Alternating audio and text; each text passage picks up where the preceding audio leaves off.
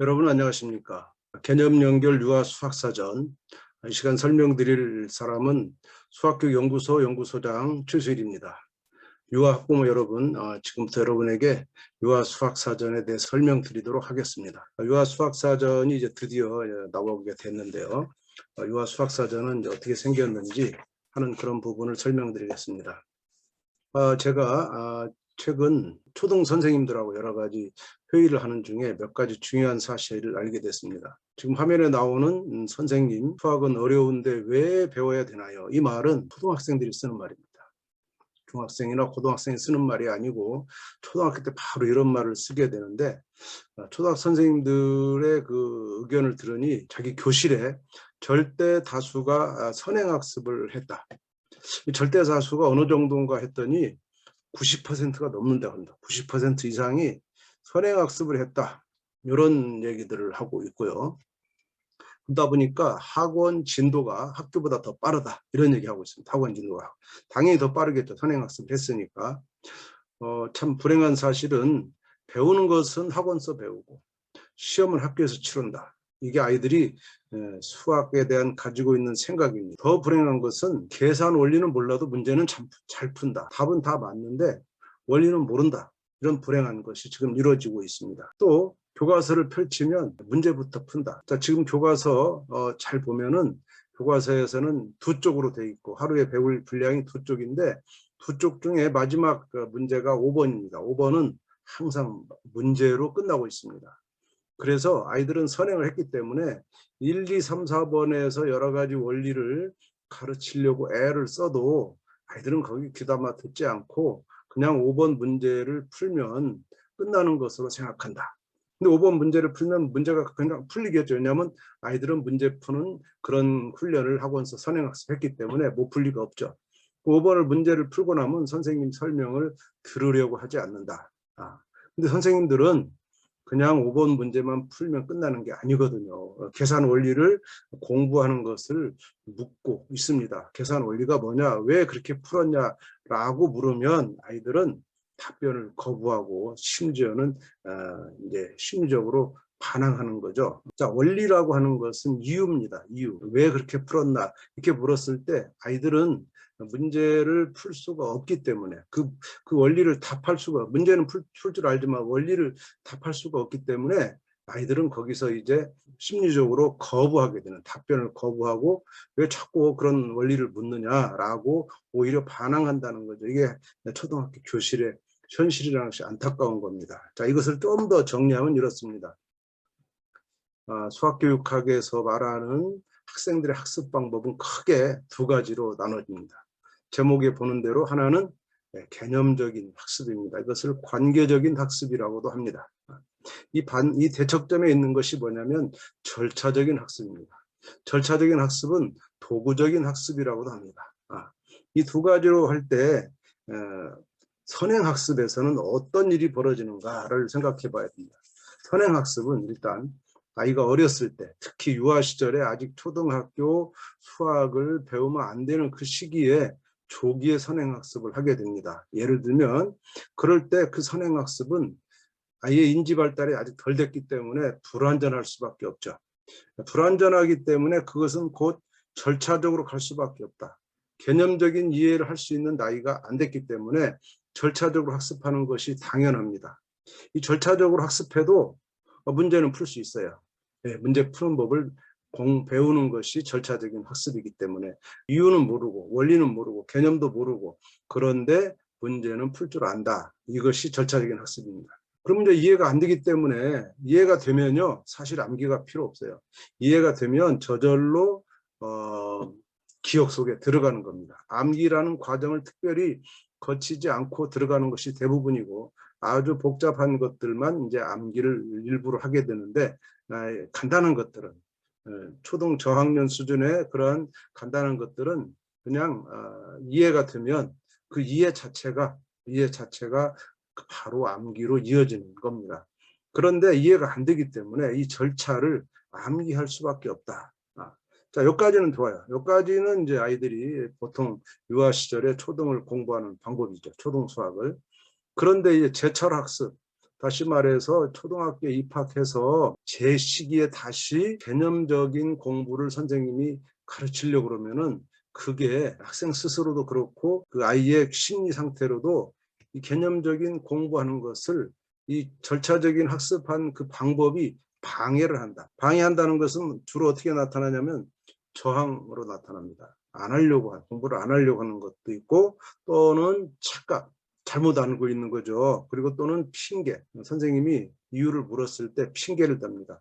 아, 선생님, 저 그런 거 필요 없어요. 다 문제 내주세요. 문제 내가 다 풀 테니까.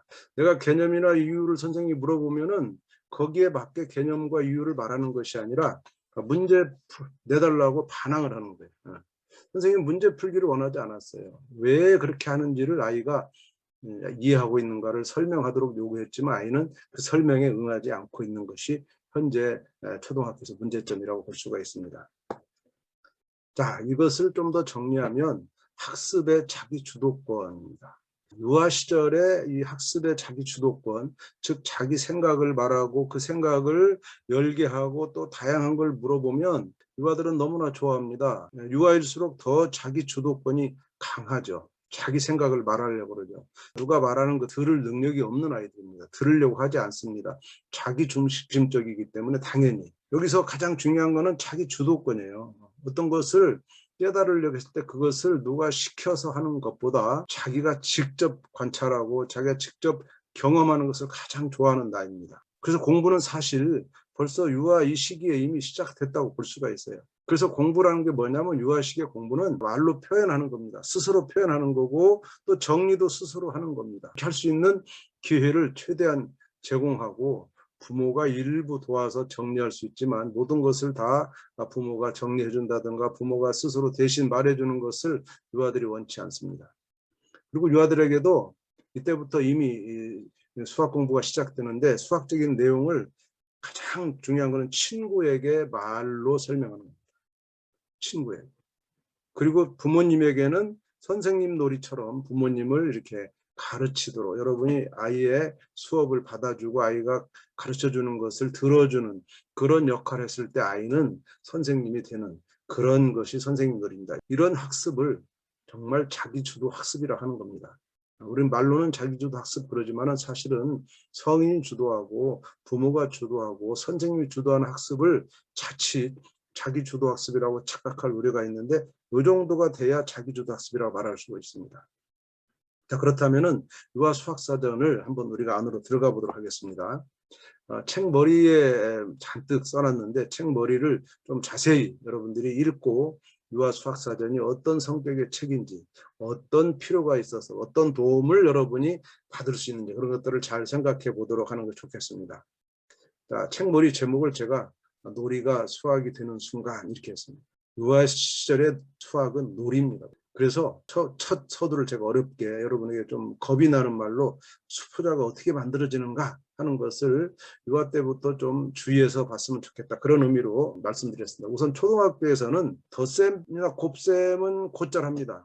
덧셈, 곱셈은 곧잘 하는데 뺄셈, 나눗셈 잘 안 됩니다. 특히 나눗셈은 3학년 때 배우지만 곱셈까지는 아주 잘해도 나눗셈은 정말 안 되는 것입니다. 왜냐하면 나눗셈이 상당히 복합적이기 때문입니다. 이런 원인은 크게 저는 두 가지로 봅니다. 첫 번째 어떤 부모냐면 부모의 교육 소신대로 초등학교 입학 전까지 자녀에게 문자 안 썼어. 숫자 쓰는, 문자 쓰는 것과 숫자 쓰기 교육을 하지 않는, 일부러 안 시킨 그런 부모가 초등학교 입학한 뒤에 어떤 일이 벌어지냐면 아이가 받아쓰기를 잘 못한다든가 또는 수학 시간에 다른 아이들보다 뒤처지는 이런 것을 보고 놀라게 됩니다.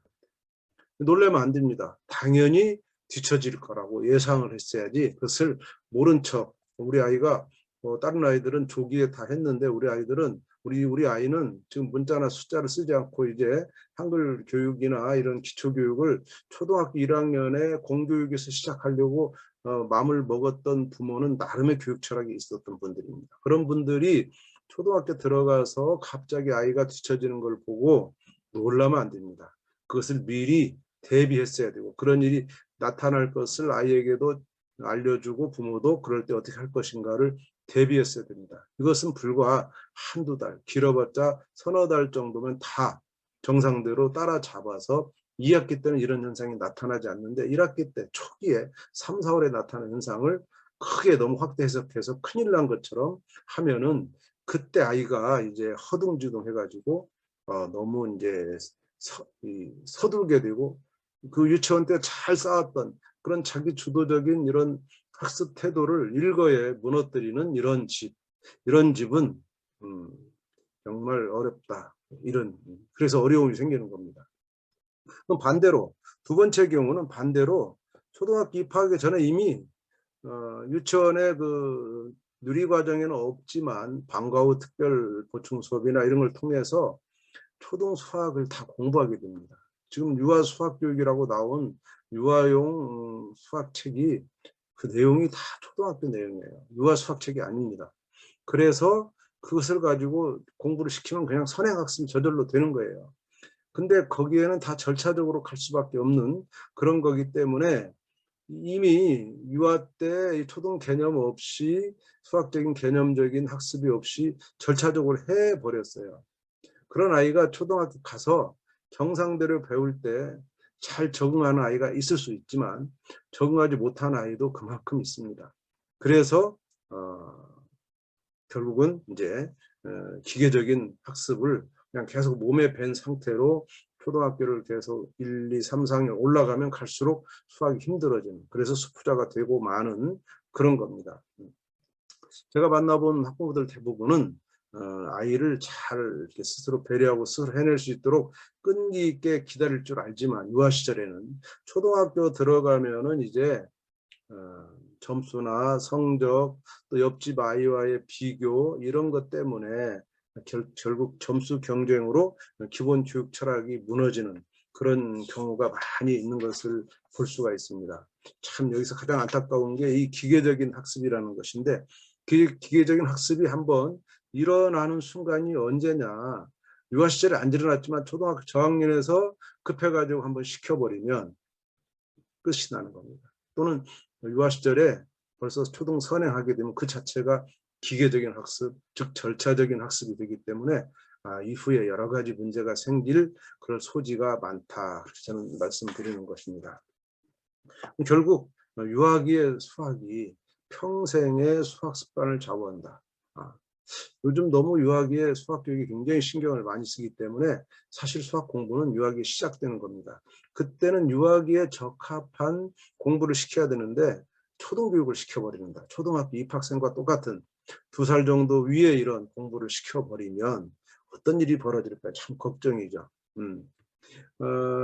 제가 많은 초등학생을 상담해 보니까 유아기와 초등학교 저학년 시기 이때 수학 공부 방식이 이후에 이 수학 실력에 결정적인 영향을 끼치는 것을 많이 확인했습니다. 유아기 때부터 수학을 즐거운 놀이로 받아들이는 아이, 수학을 놀이로 받아들이는 그런 아이는 초등학교 가서도 수학을 암기해야 될 대상이 아니고 절차적으로 배우지 않았기 때문에 개념적으로 이해할 대상으로 인식하고 혼자 문제를 해결하는 그런 재미를 붙인다. 이렇게 올바른 수학 습관을 초등까지 유지한 아이가 중고등학교 가서도 이제 사교육에 의존하지 않고도 자기 주도적 학습을 해낼 수 있는 그러고도 탄탄한 수학 실력을 쌓을 수가 있는 것입니다. 일단 이런 아이를 제가 사례를 좀 보여드리도록 하겠습니다. 자, 일단 중학생 하나를 본다면 중학생은 이런 겁니다. 중학교 2학년 아이인데 중학교 2학년 아이가 사실은 초등학교 때부터 수학을 별로 좋아하지 않았던 아이입니다. 그런 아이에게 제가 개념적인 공부를 좀 하도록 요구를 했습니다. 그래서 중2 때 첫 배우는 것이 유리수와 순환소수라는 겁니다. 순환소수는 뭐냐면 3분의 1 같은 그런 유리수, 분수를 소수로 고쳤을 때 계속 0.33333 이렇게 반복되는 순환하는, 3이 순환하는 그런 겁니다.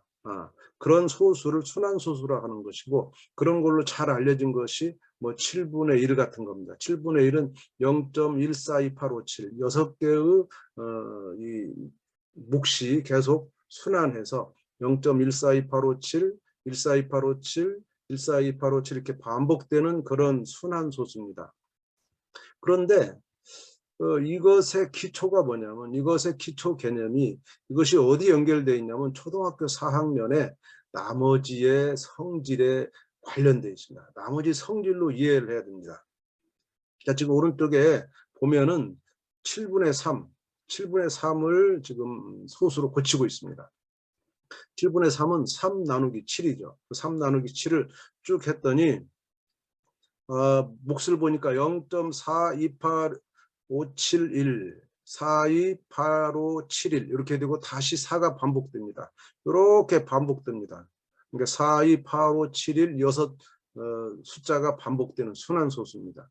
그 이유는, 몫이 순환하는 이유는 뭐냐면 밑에 3, 2 이렇게 파란색 줄 쳐진 이렇게 3이 6, 4 그 다음에 5, 1 3, 6, 4, 5, 1이 뭐냐면 나머지입니다. 나머지 빼고 남은 것들을 계속 나누다 보면은 다시 3이 반복돼요. 나머지가 반복돼요. 나머지가 반복될 수밖에 없는 이유는 나머지는 나누는 수보다 작아야 되기 때문에, 지금 7로 나눴으니까 나머지는 7보다 작은 거니까 1, 2, 3, 4, 5, 6 6개밖에 나오지 않습니다. 그럼 지금 눈에 잘 보시면은 순서는 왔다 갔다 하지만 3, 2, 6, 4, 5, 1 이것이 1, 2, 3, 4, 5, 6이에요. 6개가 다 나왔어요. 그러면 나머지는 6개밖에 없는데, 나머지로 나올 수 있는 수는 6개밖에 없는데, 지금 나누는 것은 계속된단 말이에요. 6번만 나누는 게 아니고 7, 8 계속되면은 다음에 다시 나올 수 있는 나머지는 6개 안에서 또 다른 것이 나와야 되니까 이것이 반복될 수밖에 없다는 겁니다. 이것을 수학에서는 비둘기집의 원리라고 합니다. 그래서 비둘기집 원리에 의해서 3이 다시 반복됐어요. 처음에 나온 3이 다시 반복되면 이유는 다시, 이후에는 다시 2가 나오고 또 6이 나오고 4가 나오고 5가 나오고 1이 나오고 또 6개가 또 나오면 다시 또 3이 나오는, 이렇게 반복되면 그때마다 거기에 맞는 몫이 4, 2, 8, 5, 7, 1이 나오는 겁니다. 따라서 순환하는 것은 4, 2, 8, 5, 7, 1이 순환하지만 그 순환하는 것의 원인은 나머지가 지금 반복되기 때문에 일어나는 거다라는 것이 교과서에 아주 잘 설명되어 있지만, 아이들은 이 나머지의 원리를, 나머지의 성질을 초등학교에서 정확히 배우고 그것을 여기서 이용했다고 연결하지 못하면 눈에 보이는 현상, 눈에 보이는 것은 몫이 4, 2, 8, 5, 7, 1 이렇게 몫이 반복되는 것으로 순환소수를 이해한단 말이죠. 그래서 왜 순환하냐고 물으면 그냥 단순하게 몫이 반복되니까 라고 답하는 아이는 절차적인 눈으로 보이는 것밖에 모르는 그 속에 기본적인 원리를, 저 초등학교 4학년 때 있었던 나머지의 성질로 인해서 생긴 그 원리를 연결하지 못하는, 이 수준에서 끝난 아이들은 수학을 좋아할 리가 없습니다. 근데 어떤 아이가 이것을 이해하게 됐어요. 그때 그 아이가 한 말입니다. 아니 놀랐어요. 아니, 순환소수 개념을 이해하는데 초사의 나머지 성질을 이용하다니 하고 놀랐어요. 근데 그 다음 나오는 말이 감탄사였어요. 내가 초사에서 나머지 성질을 괜히 배운 게 아니었구나. 이 말은 뭐냐면, 내가 나머지 성질 하나만 얘기했지만 내가 초등학교 때 배웠던 수학이 그냥 배운 게 아니었구나. 다 계획이 있었구나. 이렇게 이해하는 거죠. 다 중고등학교에 쓰이는구나. 이게 이렇게 연결되다니. 그러면 수학은 다 이렇게 연결된 건가요? 라고 이렇게 생각을 갖게 되고, 수학이 연결됐다는, 개념이 연결됐다는 그 사실로 놀라게 됩니다. 수학이 아주 가치가 있구나. 수학이 아주 중요하구나. 이렇게 수학의 중요성을, 즉 내적인 동기를 여기서 갖게 되는 겁니다. 수학의 화려한 것을 보고 느끼는 게 아니라 수학의 개념을 이해할 때 이전의 개념을 잘 사용하고 연결돼서 딱 맞아떨어지면 그보다 기분 좋을 수가 없는 것입니다. 그래서 그 기분에 수학을 좋아하게 된다. 또 한 명의 사례는 고등학생입니다. 이 학생은 현재 고3입니다. 2년 전에 얘가 고1 때 저를 만나서 우리 단체, 제가 지금 같이 근무하고 있는 사교육 걱정 없는 세상의 회원 자녀입니다. 아까 그 중학교 2학년 아이도 사교육 걱정 없는 세상 아이입니다. 우리 아이들을 개념 공부하도록 제가 일찌감치 강의를 했었고, 그 강의에서 부모님과 아이들이 강의를 듣고 개념적으로 공부하는 아이들, 성공한 사례들이라고 볼 수가 있습니다. 이 아이는 현재 고3이지만 2년 전에 고1이었고요. 그때는 이제 코로나가 아니었기 때문에 잘 만날 수 있었습니다. 그래서 그 당시 얘가 뭐냐면 중3까지 하나도 사교육을 하지 않고 있던 아이입니다. 중3까지 사교육 없이 자기 주도적으로 해왔어요. 그런데 그래도 학교에서는 70점 정도 맞았다 그럽니다. 근데 고1 때 이제 서울의 강남에 있는 고등학교인데 거길 진학하다 보니까 워낙 그 내신 수학이 세서 중간고사 50점을 맞았어요. 50점이 아주 낮은 점수잖아요. 본인 생각할 때. 그래서 부모님한테 드디어 이제 내가 이제 사교육 없이 못 버티겠다 해서 학원을 보내달라고 그러고 이 학원에 갔습니다. 학원에 이제 5월 달쯤 갔겠죠. 갔는데 학원의 수업을 쭉 들어보니까 이건 결국 선생님 설명을 들어봐도 공부는 내가 해야 된다는 걸 깨달은 거예요. 그럼 내가 굳이 선생님, 나는 스스로 공부할 능력이 있는데 내가 선생님 설명 들어봤자 학교 선생님 수업과 다를 바가 없고 책에 있는 내용으로 충분히 이해가 가는데 그래서 자기가 혼자 다시 공부를 했습니다. 한 달 만에 학원을 그만두고. 그렇지만 기말고사 역시 50점대를 냈어요. 그러니까 두 번 다 연거푸 지가 혼자 해도 50점대, 학원의 도움도 잘 안 돼. 이렇게 하니까 절망적이 된 거죠. 그래서 여름방학 때 저한테 찾아와서 상담을 해서 내가 개념적으로 공부해야 된다. 제가 개념 연결 노트를 쓰도록 알려줬어요. 그래서 제가 연결 노트를 쓰기 시작했는데 이게 이제 지금 오른쪽 있는 이 문자 메시지는 9월 15일 날 저한테 보낸 9월 15일 날 2019년의 9월 15일은 바로 추석 때입니다. 추석 때 아이가 저한테 문자로 인사가 왔길래 내가 궁금해서 너 어떻게 공부했냐 한번 걔가 온 것은 뭐냐면 9월 모평을 9월 초에 봤는데 9월 모평 점수가 갑자기 1등급이 나온 겁니다. 모의평가입니다. 모의평가. 30번 킬러문화 하나 빼고 다 맞았다는 거예요. 근데 문제가 상당히 어려웠는데 그래서 자기 반 애들도 거의 다 틀렸는데 그 강남의 유명한 학교에서 다 틀렸는데 자기 반에서 2등 했고 다 맞은 애 하나 있고 자기가 하나 틀려서 2등 했고 그 다음에 등급은 1등급 나왔다 해서 이렇게 변한 사례입니다. 그 아이가 저한테 했던 말 개념 정리를 시작하고 모의고사 성적이 2등급이 올랐다. 3등급에서 1등급으로 올랐고 자기 반에서 2등 했다. 1등짜리가 하나 있는데 걔가 만점 받았고 지네 학교가 에서 제가 18등을 했다. 이렇게 저한테 적어줬고요. 이 개념 정리의 장점은 실수를 없애준다. 그 전에 실수를 많이 했다. 근데 사실은 얘가 뭐라 했냐면 항상 시험을 보면 실수해서 틀린 문제들이 많았는데 이게 뭐냐면 사실 실수가 아니고 개념이 부족한 거예요. 그걸 뭐라고 표현해? 대부분 개념이 명확하지 않아서 그랬던 점이 많았다. 개념이 명확하지 않은 거예요. 개념이 부족한 겁니다. 그래서 실수를 한 거죠. 아니죠. 개념이 부족해서 못 푼 겁니다. 말 표현 얘가 좀 잘못됐고요. 그 다음에 개념을 명확히 했더니 이 고난이도 문제를 풀 수 있었다. 그러니까 그 30번 하나, 킬러문화 하나는 못 풀었지만 4점짜리 그 많은 문제를 풀 수 있는 생전 그렇게 높은 점수 처음 받아봤다라는 것이 얘의 생각이라는 거예요. 이렇게 개념적인 공부가 중요하고 자기주도 학습이 중요한데 많은 아이들은 지금 초등학교 좀 고학년서부터 또는 중학교 들어가면서부터 이 자기주도 학습 포기하고 개념적인 학습 포기하고 그냥 이제 타인주도 학습으로 가버리는 경향이 안타깝다고 생각을 합니다. 여하튼 말이 좀 길어졌고요. 계속 이제 책머리로 다시 돌아가면은 이 개념 연결 수학 사전은 이것만 있는 게 아니라 유아 수학 사전은 이후에 초등 그리고 중학 수학 사전 이것은 벌써 몇 년 정도 전에 제가 다 써서 여기에 연결되는 책입니다.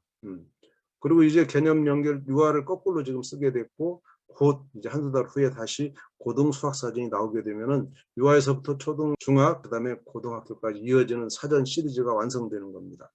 그렇게 해서 평생 아이들이 이 사전을 가지고 수학을 스스로 공부할 수 있도록 사전이 있으면은 사전을 찾아가면서 영어 공부하듯이 수학 공부도 할 수 있다라는 생각으로 저는 만들었습니다.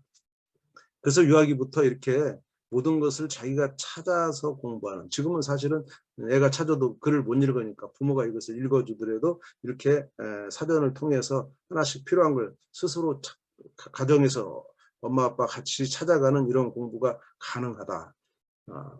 근데 만약 무조건적으로 유아 때부터 그냥 외워서 공부한 아이들은요 이 4학년 정도 되면 이것이 공부할 내용이 상당히 많아집니다. 1, 2, 3학년은 그렇게 많지 않습니다.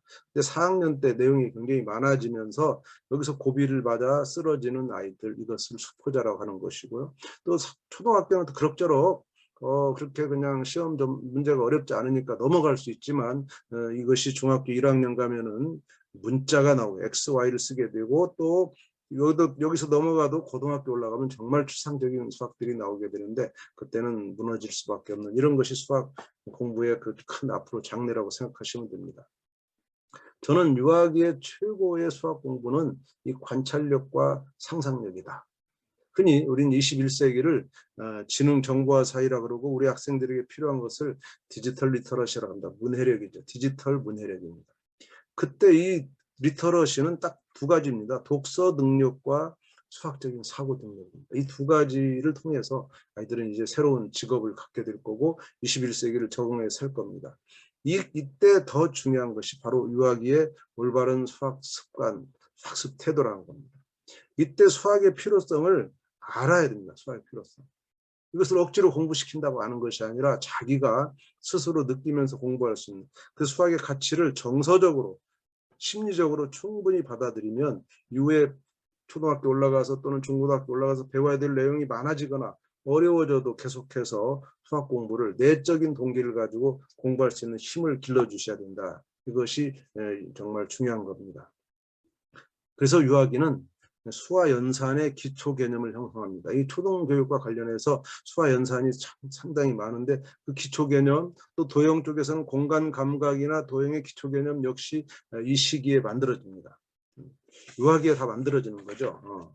그리고 이제 추상화된 어떤 수식이 아니고 구체물을 이용하는 것이 핵심이다. 라는 것은 유아기는 아직 구체적인 조작기가 아닙니다. 전조작기, 피아제 이론에 의하면 전조작기라고 그러죠. 전조작기. 조작을 아직 하기 이전 조작기입니다. 여기서 초등학교 때 구체적인 조작기로 넘어가는 그 단계니까 이 두 가지를 아이들은 다 쓸 수가 있어요. 그래서 구체물을 가급적 구체물을 써야 되고 구체물 쓰는 범위를 벗어나면 그 다음 반구체물을 쓰는 겁니다. 이렇게 해서 이 최대한 구체물에 많이 머물러 있는 것이 유아기의 가장 중요한 수학 교육이고요. 이때가 바로 놀이입니다. 마음껏 놀이를 해서 감각을 키울 수 있게. 그 놀이를 하다 보면 물건을 가지고 공통점을 발견하고 분류하는 이런 놀이는 바로 초등학교에서 규칙성 단원에 바로 연결되는 그런 활동으로 이어질 것이고 또 간단히 아이들도 자료를 수집하고 그림 같은 걸로 그려서 결과를 표현하는 이런 놀이는 통계적인 능력, 자료와 가능성이라는 영역으로 연결되는 겁니다. 특히 놀이를 하다 보면은 관찰합니다. 아이들이 물건을 관찰하는 이 관찰력은 수학적 상황을 이해하게 돕고 풍부한 상상력은 다양한 문제 해결 전략을 만들어낸다. 즉 관찰력과 상상력이 수학 공부에도 대단히 앞으로 큰 영향을 줄 거다. 근데 이 유아 시절에 관찰력과 상상력을 가장 앗아가는 것이 뭐냐면 글자를 쓰는 것과 숫자를 가지고 연산하는 겁니다. 이것을 유아기에 해버리면 이것은 관찰력과 상상력의 상극에 있는 겁니다. 관찰력과 상상력은 그런 것이 없어야만, 즉 글도 못 쓰고 숫자도 모를 때, 안 쓰고 이럴 때 관찰력과 상상력이 발달하는 겁니다. 즉 시각으로 눈으로 보고 어떤 물건을 구체물을 보고 거기서 관찰하고 생각해내는 이 말로 지어내는 이야기는 그때만 생기는데 여기서 갑자기 자기도 잘 모르는 추상적인 글씨를 찾고 보려고 그러고 숫자로 나타내서 3 더하기 4는 7이라고 쓰라고 하는 이런 요구를 받았을 때 아이의 관찰력과 상상력은 이제 멈춰버리는 거. 그 한 번 멈추면 거기서 더 이상 잘하지 않습니다. 성인이 돼서도 또는 초등학교 입학에서도 이 관찰력과 상상력이 필요한 이런 순간에 아이는 전혀 관찰력이 없는 아이, 상상력이 없는 아이가 되고 말고 이때 이 유아 시절의 결함은 이후에 성인이 돼서도 다시 만들어지지 않는 다시 유아가 돼야만 만들어지는 거니까 유아기에만 얻을 수 있는 그러한 능력이기 때문에 성인이 돼도 안 되는 이런 불행한 사태가 되고 만다는 겁니다. 자, 이제 그러면 또 다른 예를 볼 건데 자, 안에 있는 내용 중에 하나 가져왔는데 예를 들면 연산을 이렇게 아이들이 할 수 있다고 생각할 수 있습니다. 3 더하기 4는 7 아주 간단한 덧셈식입니다. 이런 덧셈식은 가르쳐도 될까요? 이런 질문이 안에 있습니다. 이 질문이 77개인데 그래서 이런 이제 칠판 같은 것을 할 수 있습니다.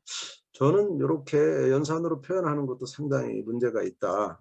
이거는 대단히 추상적인 겁니다. 자, 여기서 이것을 구체적으로 바꾼다면 물건이 3개가 있고 또 4개가 있어. 그럼 몇 개니? 그럼 아이가 이것을 하나, 둘, 셋, 넷, 다섯, 여섯, 일곱 이렇게 이어서 세서 7개다 라고 말하는 것은 가장 좋은 유아 시절의 세기, 또 더하는 능력입니다. 근데 이것을 이렇게 연산식으로 3 더하기 4는 7과 같다는 이런 식으로 쓰는 것은 또 다른 전혀 다른 겁니다. 이게 전혀 같지 않습니다. 또 다른 겁니다. 그래서 이 구체물의 상태에서 그리고 이것을 세는 것에 머물러야 되는데 이것을 연산으로 바꿔버리면 대단히 복잡하다 이런 겁니다. 자, 그러면 이제 유아 수학의 모든 것을 우리는 어떻게 했느냐? 이 책은 유아 수학의 모든 것을 77개의 상황과 질문으로 만들었습니다. 유아 시절에 수학의 5개 영역에서 접할 수 있는 모든 상황입니다. 그리고 그 질문과 문제 상황을 하나하나 해결하는 데 초점을 맞췄기 때문에 대부분의 문제 원인이 동일한 경우가 많습니다. 유아 시절에 아이들이 접할 수 있는 상황 자체가 다양하지 않습니다. 그래서 상황은 비슷하고 그러나 질문은 다를 때 그래서 문제의 원인이 동일한 경우가 많고 이럴 때는 설명이 반복되기도 합니다. 안에 있는 내용 중에서 특정한 질문에 나온 설명이 또 다른 질문에도 나올 수 있다. 그렇지만 그것은 그만큼 중복되는 것은 중요하다는 것으로 여러분 이해하시면 되고 왜 중복됐나 이상하게 생각할 필요는 없습니다. 그리고 만약에 77개 외에 이 책에 실린 질문 위에 상황이 발생했어요. 그들에도 비슷한 상황으로 다 찾아서 해결하면 거기에 해법은 다 통한다는 것으로 여러분이 받아들이면 되겠습니다. 유아 수학사전은 최신 누리과정, 최신 누리과정은 2019-2019년 누리과정입니다. 우리나라 누리과정은 이제 2019년 2번째 개정을 했고요. 첫 번째 누리과정은 2011년에 나와서 8년간 사용됐습니다. 그래서 2019년에 개정된 누리과정 보니까 과거에는 이 교사 중심적인 교육과정, 누리과정인데도 교사 중심적으로 다소 되어 있던 것을 이번에는 이 당사자인 유아하고 놀이 이 2가지 중심으로 완전히 발전시켰습니다. 이때 중요한 것은 놀이와 활동의 주체인데 과거에는 2011 교육과정에서는 놀이와 활동의 주체가 교사였습니다. 교사가 그걸 준비해가지고 아이들한테 정해진 것을 시켰습니다마는 2019에서는 철저히 아이들을 주체로 세우고 아이가 하는 놀이를 교사가 따라가도록 그래서 아이들을 앞세우고 교사는 뒤에서 지켜보는 이런 교육 이것이 제대로 된 유아 교육이라고 볼 수가 있습니다. 이 책의 집필진들은 저 포함해서 5명인데 지난 4년간 우리가 함께 모여서 정말 우리가 유아 전문가 즉 유아 유치원 교사들이 아니기 때문에 힘들었습니다. 4명의 교사는 초등교사들이고 저는 또 초등도 가르쳐 본 적이 없는 그러나 이 많은 책을 연구하고 또 아이들을 직접 상대하면서 얻은 경험을 가지고 했습니다. 특히 이분들에게는 육아 경험이 있었습니다. 육아를 키우는 시기에 지금 선생님들이고 또 초등학생들을 직접 가르치기 때문에 이것을 연결할 수 있는 능력을 가진 분들이라는 것이 이 책의 강점입니다. 이 책은 유아 교육과 유아 수학과 초등 수학을 연결하는 그것이 가장 중요한 강점이라고 볼 수 있는 책인데 왜냐하면 집필진이 그렇게 구성됐기 때문이라고 여러분 이해하시면 되겠습니다. 자, 그럼 이제 직접 본문으로 들어가 볼게요. 유아 수학사전을 열어보면은 지금 모든 77개, 77개의 질문이나 상황은 4쪽씩 구성되어 있습니다. 4쪽. 2쪽으로 구성되어 있는 것도 있지만 대부분 다 4쪽으로 구성되어 있고 4쪽으로 구성되어 있는 거는 지금 보시는 대로 2쪽을 지금 볼 수 있죠. 2쪽. 그 다음 쪽 넘어가면 또 2쪽. 이렇게 해서 총 4쪽입니다. 각각 요소를 따로따로 설명드리면 첫 번째 볼 수 있는 거는 영역입니다. 영역. 수와 연산이라는 영역. 이 영역은 초등학교까지 연결되는 겁니다. 유치원, 누리과정은 영역이 특별히 나눠져 있지 않습니다. 그렇지만 유아 교육과정에서 누리과정에서 다루는 수학도 초등학교랑 연계를 저희들이 따로 연계를 시켰는데 이 영역은 초등학교에서 영역 5개가 나눠져 있는 그 영역을 그대로 맞췄고요. 그다음에 맨 윗줄은 주제어입니다. 주제어. 이 주제어는 나중에 개념을 연결할 때 이 주제어를 찾아가면서 아이들이 개념 연결 상태를 볼 수가 있고요. 지금 그 밑에 나온 이제 큰 글씨가 질문입니다. 대표 질문이고 이것이 대표 질문이 77개. 이 대표 질문은 대부분 오개념이나 오류 상황을 가장 드러냈습니다. 그래서 그 앞 밑에 사파가 있는 사파는 정말 아이들이 이제 쉽게 범하는 아주 착각을 그대로 만화로 그려서 좀 더 이해가 쉽도록 이해를 돕도록 그런 뜻으로 사파가 만들어졌다 생각하시면 됩니다.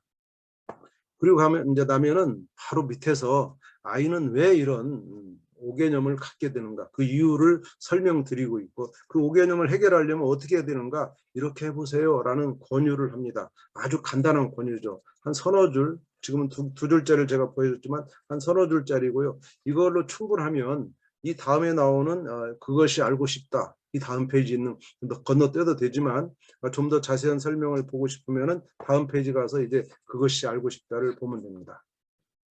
여기에서는 개념을 연결하는 핵심입니다. 개념을 연결한다는 것은 이전 개념의 아이들이 어떤 걸 가지고 오늘 여기에 와야 되는가 하는 것을 설명하고 있고요. 이 부분은 부모님이 아이에게 친절하게 읽어주는 것으로 아이가 충분히 이해할 수 있다고 생각합니다. 자, 세 번째 페이지 가면은 초등학교에 가면 이런 코너가 있습니다. 초등학교에 가면은 어떤 일이 벌어지는가? 초등학교에서는 이와 관련된 것을 어떻게 배우는가? 그 말은 뭐냐면 초등학교 때 이걸 이렇게 배우니까 유아 시절은 그 이전에 어떻게 준비해야 되는가를 보는 것이, 즉 미래를 보는 것이 현재를 이해하고 현재를 공부할 때 아주 좋은 지표라고 생각해서 초등학교의 모든 증거를 여기다 드러났는데 대부분 다 초등학교 1, 2학년, 때로는 3, 4학년 것도 있지만 주로 다 1, 2학년 것으로 드러났습니다. 그래서 여기는 유아의 많은 활동이 초등학교 가면 이제 이어지기 때문에 다소 자료들이 중복되는 그런 것들이 있을 수 있다는 거. 그리고 이제 그렇지만 정말 주의할 점은 숫자를 쓴다든가 연산을 직접 이렇게 계산을 덧셈으로 표현한다든가 이런 것들은 최대한 자제하도록 이런 예시를 미리 드린 겁니다. 그리고 그 아래쪽에 가면은 이제 개념 연결이라는 것을 눈으로 볼 수 있는 개념 연결 그림을 줬습니다. 물론 이 개념 연결 그림은 저 뒤쪽에 크게 더 전체적으로 정리해 놓기도 했지만 각 주제마다 어떻게 개념이 연결되는가. 지금 이게 뭐냐면 유아기의 구체물 수량의 많고 적음을 비교하는 활동입니다. 그 활동은 나중에 초등학교 1학년 가면은 9가지의 수를 비교하는 것과 연결이 된다. 그 수의 크기를 비교합니다. 그다음 영화기로 가면은 하나, 둘, 셋 정도 쓰는 거기에서 이제 연결돼서 오는 거다. 이렇게 개념 연결을 말하는 것은 2015 교육과정에서는 창의성 영역입니다. 개념을 연결하면 새로운 것을 개념을 연결해서 새로운 것을 만들어내면 그게 바로 창의성인 겁니다. 또는 수학에서 강조하는 융합 능력. 융합 능력도 바로 이 개념을 연결해서 만들어지는 거기 때문에 우리 사전은 개념 연결을 아주 강조해서 사전 이름도 개념 연결 유아 수학사전 그렇게 되는 겁니다. 그리고 네 번째 쪽에는 2019 누리과정의 핵심인 놀이입니다. 놀이. 그래서 이름을 하루 15분 수학 놀이. 아이들은 사실 15분도 굉장히 어렵죠. 이게 힘들면 10분 만에 또는 5분 만에 끝낼 수도 있지만 또 이것이 더 아이들이 더 집중해서 20분, 30분 갈 수도 있습니다. 그래서 적당한 시간을 15분이라고 저자들이 설정했고 15분 동안 할 수 있는 놀이를 매 주제어마다 77개 똑같이 집어넣습니다. 그래서 여기서는 블록으로 탑을 쌓는 놀이 이걸 통해서 지금 아까 그 9가지 수를 비교하는 그런 그 활동을 할 수 있는 겁니다. 같이 이때 놀이의 주체가 누구냐면 강조했듯이 부모가 아니고 아이라는 거. 부모는 이거 살 수 있는 걸 준비만 해주는 거고 아이가 스스로 하면서 부모는 친구나 조력자 역할을 하는 것으로 충분할 거라고 생각합니다. 자, 그리고 5개의 영역 그 사이 영역의 모든 질문을 마치면 영역 사이에다가 각 영역에서 필요한 유아 수학 교육의 전문적인 그런 원리들을 넣어놨습니다. 2쪽씩 걸쳐서. 예를 들면 지금 전문가의 도움말 이렇게 들어갔는데 수 영역에서는 피아제가 수에 대해서 아주 유명한 심리학자죠. 그래서 피아제의 수 보존 능력 발달 3단계라든가 이런 유아 교육의 그 전문 서적을 가지고 공부해서 유아들이 정말 어떤 원리로 공부하고 있는가, 그 핵심적인 전문가적인 입장에서 두 쪽씩 원리들을 정선해서 넣어줬습니다. 이것도 여러분이 참고하시면서 아이들 교육에 많은 도움이 되기를 바라겠습니다. 그리고 맨 뒤에 가면 두 가지 개념 연결 지도가 있습니다. 하나는 유아 수학 개념 연결 지도입니다. 유아 수학도 수화 연산 영역을 비롯해서 도형, 규칙성 이렇게 나눠 가지고 영역을 나눠서 거기에 있는 그 우리의 질문을 다 이렇게 모아놨고 이것을 초등으로 어떻게 연결하는가 하는 그림을 줬습니다. 이것이 이제 왼쪽 페이지가 있고요. 오른쪽 페이지 가면은 초등 수학 개념 연결 지도가 있습니다. 초등 수학은 초등학교 1학년 1학기부터 6학년 2학기까지 12학기에 걸친 모든 수학의 것을 스스로 다시 이렇게 연결하는 그림입니다. 그래서 개념을 이해할 때마다 예를 들면 초등학교 3학년의 곱셈은 2학년의 곱셈 9으로부터 오고 2학년의 곱셈은 2학년 1학기의 곱셈으로부터, 근데 곱셈은 사실은 덧셈으로부터 이렇게 쭉 연결되는 이런 관계의 그림을 볼 수 있도록, 이렇게 그러면 아이가 스스로 어떤 부분이 부족할 때 그 원인을 찾아갈 수 있는 길을 보여주고 있는 것이 개념 연결 지도의 역할이라고 볼 수가 있습니다. 여기까지 가면은 우리 유아 수학사전의 모든 것이 끝이 나게 됩니다. 저도 오늘 유아 수학사전 설명을 다 드렸고요. 모든 요소, 즉 머리말부터 맨 끝에 있는 초등수학 개념 연결 지도까지 설명을 드렸습니다.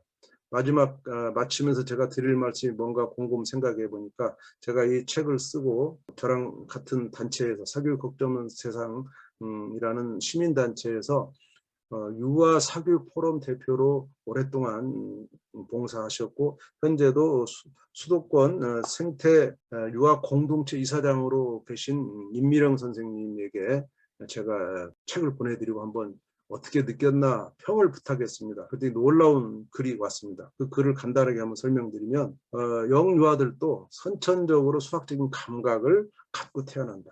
수학적인 감각은 선천적인 것. 그런데 많은 아이가 유아기부터 잘못된 수학 교육으로 인해서 수학적인 감각이나 수학 학습에 대한 흥미를 잃어버리고 결국 수포자의 길로 들어선다는 것. 이게 유아 전문가 이렇게 말씀하셨고, 이 책은 그래서 아이들의 발달에 적절한 수학 교육이 어떻게 왜 그래야 하는지 부모님들이 쉽게 이해하도록 제시하고, 더불어 자녀와 함께 일상생활하거나 놀이를 하는 경험을 통해서 직접 아이의 수학 체력을 길러줄 수 있는 엄빠표 지도 방법을 재미있게 보여준다. 특히 누리과정을 바탕으로 유아기의 수학적 능력의 발달을 초등학교에서 이루어지는 수학교육과 함께 소개하고 있다. 누리과정에 관한 책의 초등학교 내용이 같이 연결되어 있다. 유일한 책이다 이렇게 말씀하셨고, 그래서 자녀의 초등학교 입학 이후에 수학교육에 대해서 막연한 불안을 가지고 있다. 우리나라 유아 부모들이. 그러니까 초등학교 교육을 막 선행으로 시키고 있는데 그런 그 불안 가진 부모님들에게 매우 유용한 지침서가 될 것으로 확신한다. 제가 이 글을 받아들고 정말 한 4년 동안 이걸 쓰느라고 애쓴 많은 어려움과 고초가 한 번에 녹더라고요. 여러분 이런 마음이 저에게만 그러겠습니까? 여러분 우리 모든 유아를 가진 부모님들 정말 애쓰시는데 잘못된 수학 공부로 인해서 정말 힘들지 않았으면 하는 그런 마음으로 유아 수학 사전이라는 이 책을 내게 됐고, 이 책을 내게 된 거는 유아 때 수학 공부를 세게 시키자 그게 아니고 유아 때 유아에 맞는, 그래서 초등학교 수학 공부를 준비하는 그 단계로서 적합한 것이 뭐가 있는가를 정확하게 제시하고, 그걸 통해서 초등학교 올라가서 우리 아이들이 행복하게 초등학교 수학으로 적응할 수 있는 기회를 제공할 수 있는 책이 뭔가를 고민해서 여러분에게 책을 만들게 됐습니다. 이 책을 통해서 여러분 부모가 다 읽어야 되겠지만 이 부모가 이걸 읽어가면서 정말 아이의 수학 공부에 대한 또 초등학교 입학에 대한 불안을 덜어주는 것, 그렇게 덜어준다면 저는 여한이 없이 기쁠 것입니다. 이 강의를 들어주셔서 여러분 정말 감사드리고 이 책으로 행복했으면 좋겠습니다. 감사합니다.